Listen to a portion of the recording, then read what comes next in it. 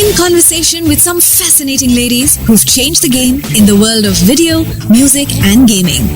Only on Hungama's Women Game Changers 2022 podcast. Hey guys, welcome. आपके लिए आज एक बहुत खास सरप्राइज है. आपको बता दें कि 50 women game changers जो कि अलग अलग एरिनाज से हमारे साथ जुड़ते हैं, चाहे वो म्यूजिक हो, वीडियो हो, एंटरटेनमेंट यानी कि गेमिंग हो. आज ऐसे ही एक गेम चेंजर हमारे साथ है. मैं इनके बारे में क्या कहूँगा. I have had the opportunity to interview her various number of times and it just feels that every time I interview her, कुछ ना कुछ नया निकल आता है, and that proves that she truly is a game changer. Please welcome Priya Saraiya. Hi Priya. Hi Urmin. सबसे पहले तो मैं आपको यही सवाल पूछना चाहूंगी. How does it feel on being part of this initiative? It's amazing. It's been more than 10 years in the industry. और जब शुरुआत हुई थी तो ऐसा कुछ सोचा नहीं था that I'll be one of the game changer in the industry. So it feels really proud and I'm so happy that I'm part of this initiative. Priya, you're a singer. You are an amazing lyricist. And क्या आपको लगता है that और भी industry में female lyricist होने चाहिए? Definitely होने चाहिए मोर फीमेल लिरिसिस्ट. इनफैक्ट मैं मेरे सारे इंटरव्यूज और जहाँ पर भी मैं जाती हूँ तो यही बात कहती हूँ दैट एक फीमेल के जो एक्सप्रेशंस होते हैं, जो वो फील करती है, उसको जो इमोट करने की एक ब्यूटी होती है. आई थिंक फीमेल लिरिसिस्ट में भी वो बात है. आप देखो कौसर मुनीर के गाने देखिए, whenever you listen to her songs तो एक पता चल ही जाता है कि ये इतनी नाजुकी वाली जो बात है वो किसी लड़की ने ही लिखी होगी. Correct. So I think definitely we really want more females to come out and explore. It's a beautiful profession and I mean obviously जिसे writing पसंद है उनके लिए तो you get to write, you get the right opportunities, there's money, there's that exposure और बहुत dignified profession है. So please explore it. What made you start writing? I used to write college में. कभी ब्रेकअप हो गया, कभी दिल जुड़ गए तो कुछ ना कुछ मैं स्क्रिबल करती रहती थी अपनी डायरी में. बट वो I am not a very expressive person in real life. So मेरे जो भी एक्सप्रेशंस होते थे, whatever I used to feel, मैं उसको लिख दिया करती थी गानों के तौर पे या पोएट्री या कुछ 3-4 लाइन की शायरिया लिख दी. Very clichéd stuff. बट कुछ पैसों की जरूरत थी. I wanted some extra income. काफी सारा बोझ डैडी के ऊपर आ रहा था तो I wanted to share the burden और सोचा कि why not explore writing as well as a profession. और बहुत कम, as I said 10-11 years back बहुत ही कम लिरिसिस्ट हुआ करती थी इंडस्ट्री में. एंड करते करते like you said it's been 10 years. Dad का बोझ हल्का करते करते 10 सालों में इन्होंने अपने पेरेंट्स के लिए एक घर खरीदा, उन्हें गिफ्ट किया. How does that feel Priya? Amazing. और उसके बाद तो I got a house in सूरत. तो जब भी वहां पर जाती हूँ तो एक सुकून सा महसूस होता है.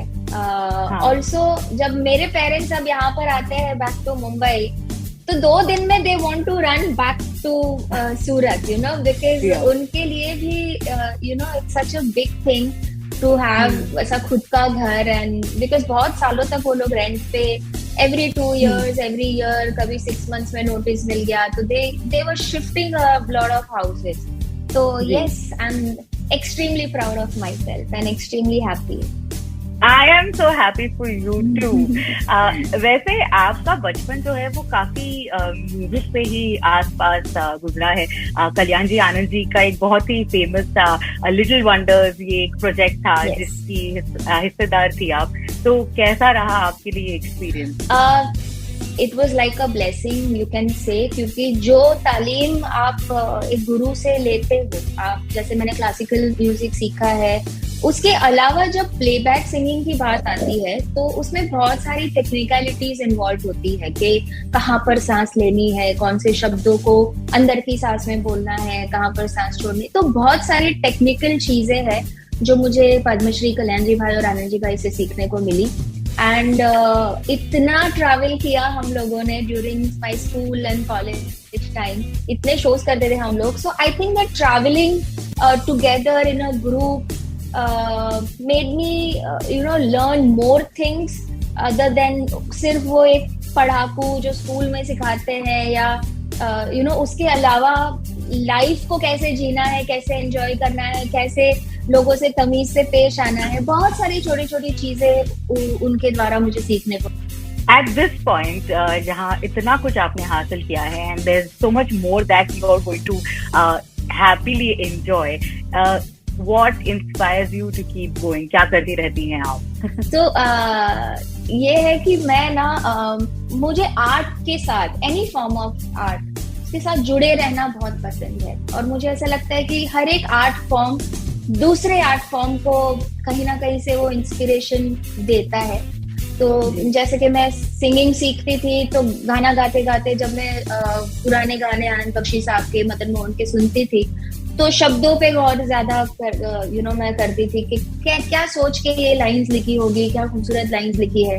तो सिंगिंग के थ्रू मुझे राइटिंग का शौक हुआ। जब मैं राइटिंग करती हूँ तो मुझे ऐसा लगता है कि अरे ये धुन कैसे बनाई होगी कंपोजर ने, क्या सोचा होगा। तो मैं राइटिंग करती हूँ तो ये शब्दों को अलग अलग ट्यून में मैं पिरोना शुरू कर देती हूँ, तो अपने आप कुछ कॉम्पोजिशन भी मैं बना देती हूँ। So I think every art form inspires the other art form. तो वो अब मुझे पेंटिंग में एक्चुअली बहुत सालों से पहले भी करती थी, बट ऑब्वियसली आप हर चीज में पैर नहीं डाल सकते हो।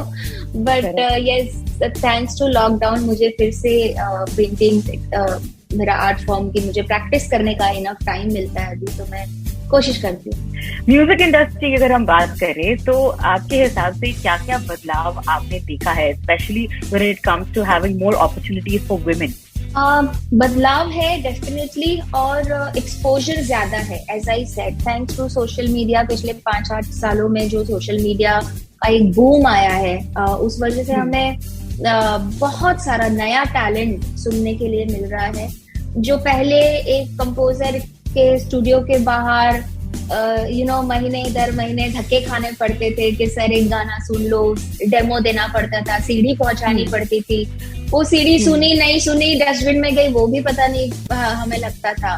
But thanks to social media बहुत सारे अपॉर्चुनिटीज लोगों को मिल रहे हैं, गांव से या छोटे शहरों से, किसी भी कोने में, किसी भी घर में अगर टैलेंट है तो मुझे लगता है कि बहुत सारे लोग जुड़ जाते हैं उसको वो एक्सपोजर देने में, हेल्प करने में। So I think thanks to social media we are getting, everybody is getting many opportunities. And one artist or celebrity, according to you, in the industry is just like your game changer. Who would that be? Female or male? Anybody is fine. Female. Female, I'm really big admirer of Kausar Munir. I think उनके गाने सुनना, उनके जो thoughts है, even वो जब वो शायरे करती है तो वो उनके YouTube के क्लिप्स देखना मुझे बहुत ज्यादा पसंद है। Amazing. आगे के क्या plans है प्रिया? How are you going ahead with projects? क्या क्या आ रहा है? So the thing is कि being a गुजराती, obviously मुझे गुजराती म्यूजिक में भी बहुत ज्यादा इंटरेस्ट है। मैंने मेरे सिंगिंग करियर की शुरुआत बचपन में 5-6 साल से गुजराती गाने गा के शुरू की थी। So I want to give more to Gujarati industry, और इसीलिए मैंने एक कॉन्सेप्ट म्यूजिकल सीरीज बनाई है वारसो करके, जिसमें बहुत सारे फोक सिंगर्स है, गुजरात का फोक है, कुछ ओरिजिनल गाने हैं, इन सबको कंबाइन करके एक म्यूजिकल सीरीज रेडी की है, and it's going to launch soon. We are looking forward to this. And finally आप हमारे जितने भी all those who are inspired by you as the 50 women game changer, क्या कहना चाहेंगे आप? मैं बहुत ही सिंपल सा मेरा मैसेज है, मैं यही कहना चाहूंगी कि never stop learning, keep learning. आप म्यूजिक एक ऐसा समंदर है, वी ऑल नो कि आप जितना ज्यादा सीखेंगे, जो अगर आप सोशल मीडिया पे हिट हो गए या किसी रियलिटी शो में आप हिट हो गए, आप नंबर 1 पे आ गए, तो ऐसा मत सोचिए कि आपकी जर्नी वहां पर आपको सक्सेस मिल गई। वहां से एक्चुअली आपकी जर्नी शुरू होती है। और इंडस्ट्री में जितना ज्यादा काम मिलता है, लेकिन उसमें सस्टेन करना बहुत डिफिकल्ट होता है। Stay true to your work and इसी बात पे गौर फरमाइए कि आप सस्टेन ज्यादा सालों तक करें रादर देन जस्ट भीड़ में कहीं खोना जाए। Wonderful. Thank you so much, Priya. Thank you for always inspiring us. Thank you, Urmin. So lovely speaking with you. In conversation with some fascinating ladies who've changed the game in the world of video, music and gaming. Only on Hungama's Women Game Changers 2022 podcast.